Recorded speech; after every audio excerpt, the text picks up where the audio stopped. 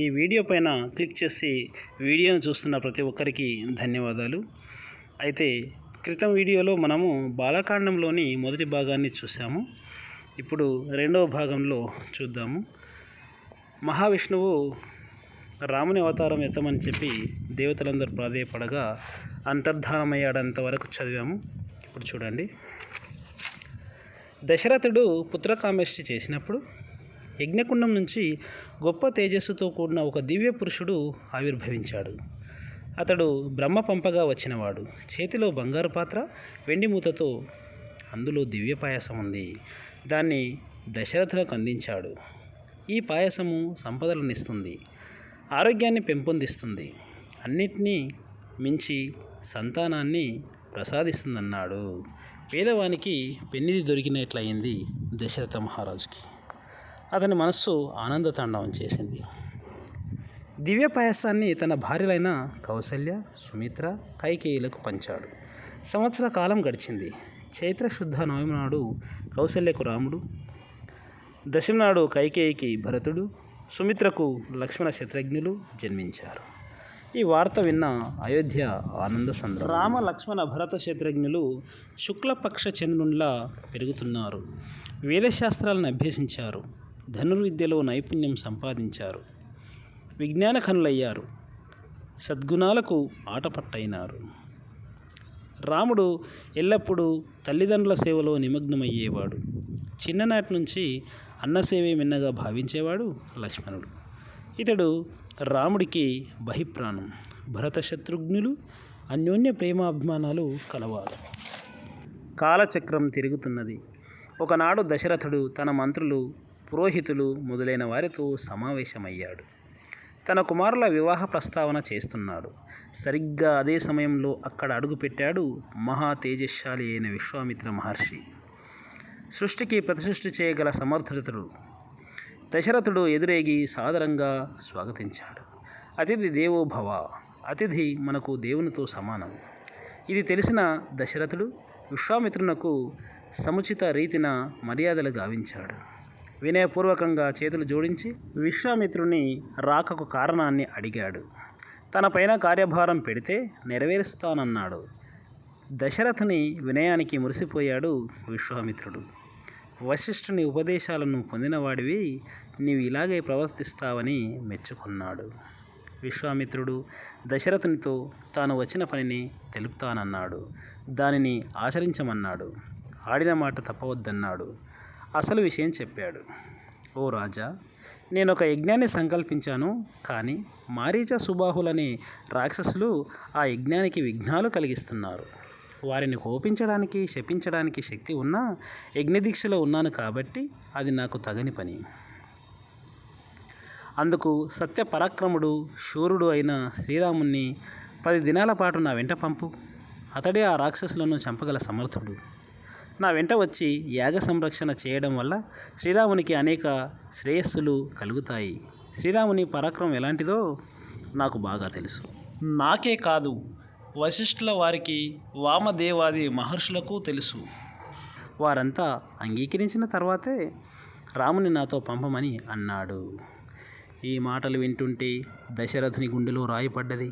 చేతులు జోడించి, మహర్షి, నా రాముడు 16 ఏండ్లు కూడా నిండనివాడు. ధనుర్విద్య ఇంకా పూర్తి కాలేదు. యుద్ధ విషయాలతో తగిన పరిచయం లేనివాడు.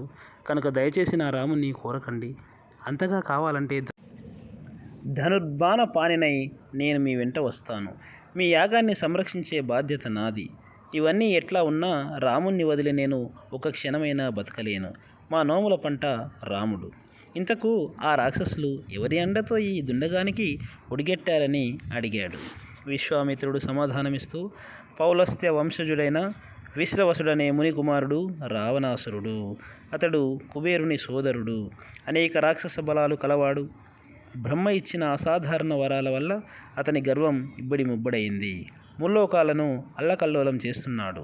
అటువంటి వాడికి యజ్ఞం భగ్నం చేయడం అనేది అల్పంగా తోస్తున్నది. అందుకే ఇటువంటి పనులలో పాల్గొనడు. మారీచ సుబాహులు ఇతని చేత ప్రేరితులై యజ్ఞాలకు విఘ్నాలను కలిగిస్తున్నారనగానే దశరథుడు మరింత భయపడ్డాడు. యుద్ధంలో యమునితో సమానులైన వారిని ఎదుర్కోవడానికి నా చిన్ని పాపన్ని పంపను. నేను కూడా యుద్ధ విషయంలో అశక్తుడనని పలికాడు. దశరథుని మాటలకు విశ్వామిత్రుడు అగ్గి మీద గుగ్గిలమైనాడు. ఇచ్చిన మాట తప్పడం మీ ఇంట వంట లేదు. నీవందుకు సిద్ధపడితే రిక్తహస్తాలతో తిరిగి వెళతాను. మీరు సుఖంగా ఉండండి అన్నాడు విశ్వామిత్రుడు. పరిస్థితి తీవ్రతను గమనించాడు వశిష్ఠ మహర్షి. ఇచ్చిన మాట నిలబెట్టుకోమని దశరథునికి హితవు పలికాడు. మాట నిలబెట్టుకోని వానికి ధర్మకార్యాలను ఆచరించిన ఫలం నశిస్తుందని హెచ్చరించాడు. వివిధాస్త్ర ప్రయోగదక్షుడైన విశ్వామిత్రుడి వెంట రాముని పంపడంలో సంశయానికి తావుండకూడదన్నాడు. రాముని పంపితే మేలు జరుగుతుందని శుతిమెత్తగా సూచించాడు. వశిష్ఠుని హితవచనాలకు దశరథుడు తలొగ్గాడు. రామలక్ష్మణులను పిలిపించాడు. కౌసల్యతో కలిసి ఆశీర్వదించాడు. ప్రశాంతమైన మనస్సుతో విశ్వామిత్రుడికి అప్పగించాడు. విశ్వామిత్రుని వెంట దండుద్దారి అయి రాముడు నడుస్తున్నాడు. లక్ష్మణుడు అనుసరిస్తున్నాడు. సరయూ నది తీరం వెంబడి చాలా దూరం ప్రయాణించారు ముగ్గురు. తరువాత రామ లక్ష్మణులకు అతిబల విద్యలను ఉపదేశించాడు విశ్వామిత్ర మహర్షి. వీటి ప్రభావం వల్ల అలసట, ఆకలి దప్పులుండవు. రూపకాంతులు తగ్గవు. నిద్రలో ఉన్న ఏమరపాటుతో ఉన్న రాక్షసులేమీ చేయలేరు. మూలోకాల్లో ఎదురొడ్డి నిలిచేవారు ఉండరు. రాముడు గురుసేవలో నిమగ్నమయ్యాడు. విశ్వామిత్రుని పాదాలొత్తాడు. సేవలు చేశాడు. సరయూ నదీ తీరంలోనే వాళ్ళు ఆ రాత్రి నిద్రించారు. తెల్లవారుతోంది. విశ్వామిత్రుడు రామలక్ష్మణులకు మేల్కొల్పు పలికాడు.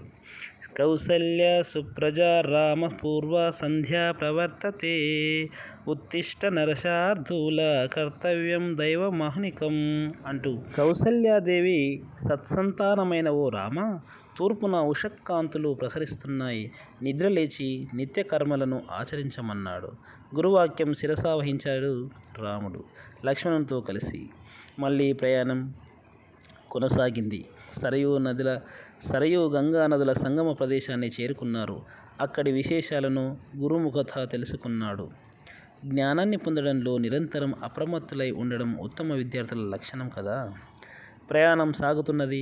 మలద, కరుష అనే జనపదాలకు చేరుకున్నారు. ఇంద్రుని అనుగ్రహ విశేషం చేత ఈ ప్రాంతాలు ధనధాన్యాల సమృద్ధిని కలిగి ఉండేవి.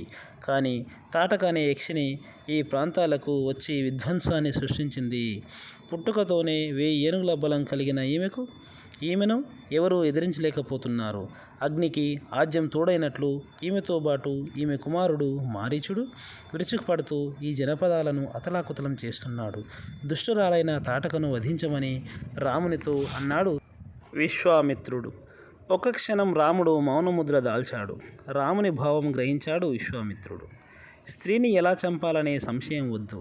అధర్మపరాయణ అయిన తాటకను చంపితే దోషం రాదని కర్తవ్యం ఉపదేశించాడు. వెంటనే రాముడు దృఢ నిశ్చయుడై అంజలి ఘటించాడు. మీరు చెప్పినట్లుగా నడుచుకోమని మా నాన్నగారు నన్ను ఆదేశించారు. వారి ఆజ్ఞ నాకు శిరోధార్యమని పితృవాక్య పరిపాలనా శక్తిని చాటాడు. అలాగే గురువు ఆజ్ఞను పాలించడం శిష్యునిగా తన కర్తవ్యమని భావించి తాటక వధకు ఉద్యుక్తుడైనాడు శ్రీరామచంద్రుడు. ఇంతవరకు ఓపిక ఈ వీడియో విన్నందుకు మీకు మరొకసారి కృతజ్ఞత తెలుపుకుంటూ ముగిస్తున్నాను. వచ్చే వీడియోలో పార్ట్ 3 చదువుకుందాం మిత్రులారా. ఈ వీడియో కనుక మీకు నచ్చినట్లయితే లైక్ చేయండి, షేర్ చేయండి, అదేవిధంగా చక్కని కామెంట్ ఇవ్వండి. Thank you very much.